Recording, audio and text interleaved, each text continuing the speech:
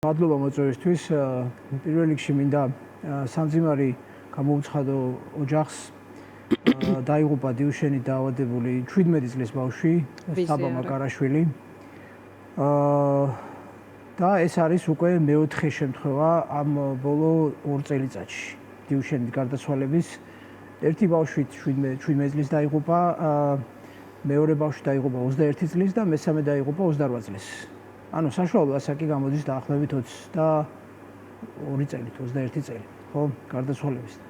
და არა ეს შემთხვევა მოხდა აბსოლუტურად გაუთვალე. ხო არის შემთხვევები, როცა ვიცით კრიტიკულ მდგომარეობაში არის პაციენტი. საბას გულისხმობთ? საბას შემთხვევა საერთოდ წარმოუდგენელი იყო.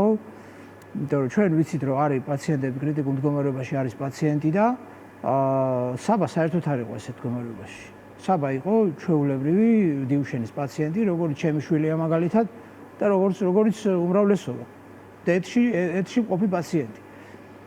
და უნდა გაეკეთებია მყესების ოპერაცია. მყესების ოპერაცია არის ის, რასაც ბევრი ბავშვი იკეთებს, დიუშენის ბავშვი იკეთებს, იმიტომ რომ მყესების დამოკლება ხდება დიუშენის დროს და ამ ოპერაციით ხდება ამის გათავისუფლება, რომ სახსარი სისხლმა იმოძრაოს, სახსარი გაიშალოს, ფეხი გაიშალოს და ამას ძალიან ბევრი ბავშვი იკეთებს. ეს არის სტანდარტული ოპერაცია და იმდენად სტანდარტული ოპერაციაა, რომ ჩვენ ვიცოდით ამ ოპერაციის შესახებ, უბრალოდ არანაირი ის არ ქონდა რაიმე განსაკუთრებული ის არ ქონდა მობილიზაცია, ვიცოდით რომ უნდა გაეკეთებია ეს ოპერაცია, იყო ჩვეულებრივი ოპერაცია და უცებ გვირეკავს შობელი და გვეუბნება რომ ჩემს შვილს გული გაუჩერდა. და მე თქვა რომ ახლა ექსპერტიზაზე არის გადაყვანილი და როგორც კი მე ექსპერტიზა სიტყვა გავიგე, უკვე მივხვდი რომ ბავშვი ცოცხალი აღარ არის. შობელს გააზრებულის არ ქონდა იმ წუთში. მე რო დამირეკა რომ ბავშვი ცოცხალი აღარ იყო, უბრალოდ მითხრა გული გაუჩერდაო და იქნება გაარკვიო თუ რა შეასაქმეო. და მე სიტყვა ექსპერტიზა რო ახსენა, მე მაშინ მივხვდი რომ ბავშვი აღარ არის ცოცხალი. და როგორც აღმოჩნდა, ესე ოპერაციამ კარგად ჩაიარა ჩვეულებრივად. ექიმი წავიდა, დატოვა ბავშვი, იმიტომ რომ ოპერაცია კარგად დამთავრდა და ნარკოზიდან ბავშვი ვერ გამოვიდა. ეხლა ეს რესიბრალი, ეს არის ნარკოზის გადამეტება, ეს არის არასწორად გაკეთება. ძალიან სწორი. არა, ეს რა პროცედურა დაირღვა, მე არ ვიცი. ეს გამოძიება უნდა დაადგინოს. თუ საერთოდ დიუშენის ბავშვებზე ნარკოზის გაკეთებას აქვს თავისი პროტოკოლი. ეს არის უფრო მეტი საფრთხეა დიუშენის ბავშვებისთვის ნარკოზი, ვიდრე ჩვეულებრივი პაციენტებისთვის. იმიტომ რომ დასუსტებული ორგანიზმი, გულის ფუნქციაც შეიძლება შესუსტებული იყოს და ასე შემდეგ. და მაგრამ ამას თავისი პროტოკოლი აქვს ნარკოზის გაკეთებას, თავისი წესები აქვს და ეხლა გამოძიება უნდა გაარკვიოს ეს წესები იქნა თუ არა დაცული, რაც ჭირდება ნარკოზის გაკეთებას და მის ნარკოზიდან გამოყვანას. მაგრამ ეხლა მეორე საკითხი, წამალი ჯერ კიდევ არ გვაქვს. წამალი არ გვაქვს და ეს ბავშვი იყო ჩვენთან ერთად აქციებზე, მშობლები ჩვენთან ერთად იბრძოდნენ და ბავშვი წამალს ვერ მოესწრო. ეხლა შეიძლება ვიღაცა მეკითხოს, რომ წამალი რო გქონოდა ეს ბავშვი გადარჩებოდა თუ არ გადარჩებოდა. ამას ვერც დადებითად ვიტყვი, ვერც უარყოფითად. ამას ვერ დავადასტურებ, იმიტომ რომ ამ წუთში შეიძლება ეს წამალი არაფერს არ შეცვლიდა.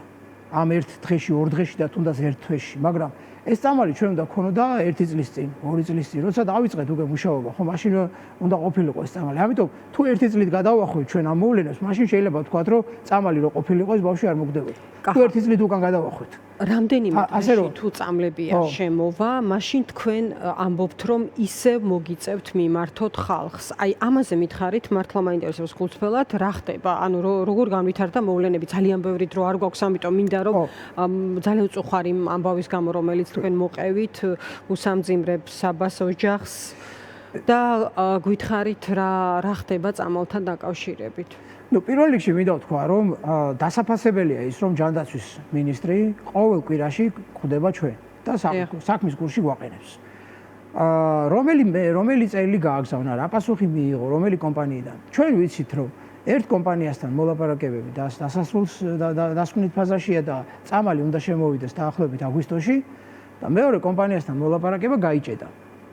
ეხლა რატო გაიჭედა, ამას დეტალებს ჯერ ვერ ვიტყვი, მაგრამ ცოტა ხანში ამას ხალხი გაიგებს. თუ ეს პროცესი არ გაიხსნა და ჩვენ თუ სურათი არ ქონდა და ჩვენ თუ თარიღი არ ქონდა, უკვე როდის შემოვა წამალი, მე ხალხი ყველაფერს გაიგებს. რატო გაიჭედა, რისთვის, რა მიზეზით. და ვინც იქნება პასუხისმგებელი, ჩვენ იმას მივადგებით. ეს იქნება ხელისუფლება, მივადგებით ხელისუფლებას, იქნება კომპანია, მივადგებით კომპანიას. არც ის არ არის გამორიცხული. შეფერხდა ეს პროცესი. ანუ ფაქტობრივად გაჭიანურებული პროცესია. რა მოლაპარაკების პროცესი გაჭიანურდა. არც ის არ არის გამორიცხული, რომ საზღვარგარეთში დაგჭირდეს იმ კომპანიის შეწუხება, იმიტომ რომ ის მეორე მხარეს ის კომპანია დგას, რომელიც არის საზღვარგარეთში. ეს აქამდე არ ჩათვალეთ საჭიროდ? ჩავთვალეთ, ჩვენ დავუკავშირდით კომპანიას, დავრეკეთ პირდაპირ და შევატყობინეთ, რომ ჩვენ ვართ დიუშენის პაციენტები და ჩვენ დაინტერესებული ვართ, რომ წამალი მალე შემოვიდეს. და გითხრეს, რომ ჩვენ გვაქვს მოლაპარაკება თქვენ ხელისუფლებასთან და დაელოდეთ. და ველოდებით, გავიდა უკვე მის მერე 2 კვირა, შეიძლება მეტიც.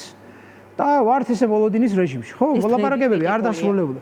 ეს დღეები კრიტიკულია კახა თქვენთვის, აი შესაძლოა ყველა არ იყოს საქმის კურსში, რამდენად მნიშვნელოვანია დროულად წამლის მიწოდება, თითოეული კვირა, თითოეული დღე. ჩვენ ამას ვამტკიცებდით, ყველა დღე მნიშვნელოვანია. ჩვენ ამას ვამტკიცებდით საზოგადოებას და მიტომ ვამბობდით, აქციებზე ვიძახოთ, მიეცით ბავშვებს წამალი მალე.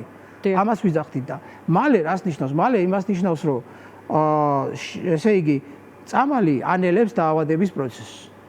ანელებს დაავადების პროცესს და გვერდითი ეფექტები არ აქვს ამ წამლებს. თითქმის არ აქვს. შესაბამისად, დღეს ჩვენი ბავშვები არიან დეპლაზაკორდზე, ჰორმონზე, რომელსაც აქვს გვერდითი ეფექტები. და იწვევს გასუქებას, იწვევს ძვლის გათხელებას და რა ვიცი და რა ვიცი, ბევრი გვერდითი ეფექტია. და ეს წამალი არის უფრო ეფექტური და არ აქვს ის გვერდითი მოვლენები. შესაბამისად, მე ახლა სამედიცინო თვალსაზრისით ზუსტად ვერ გეტყვით, რომ აი დღეს რო წამალი ბავშვმა არ მიიღო, რა მოუვა, მაგას ვერცერთი ექსპერტი ვერ გეტყვით, მაგრამ გავიდა უკვე 2 თვე რო გავიდა უკვე ეს ბავშვებს დაეტყო უკვე.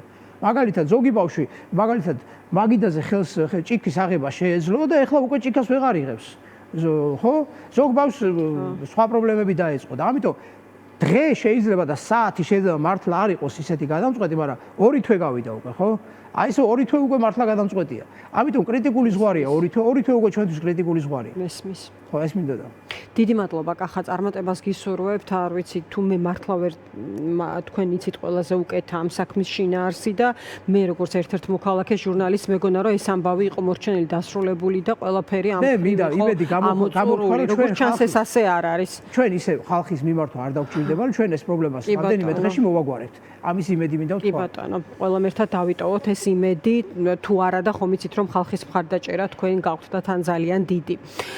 თითოეული ჩვენგანის ამავდროულად დაგემშვიდობები, კახა წიქარიშვილი საუბრობდა დღის ამბების პირდაპირ ეთერში, 5 საათზე უკვე ახალი ამბების დრო არის TV პირველზე, მე გემშვიდობებით.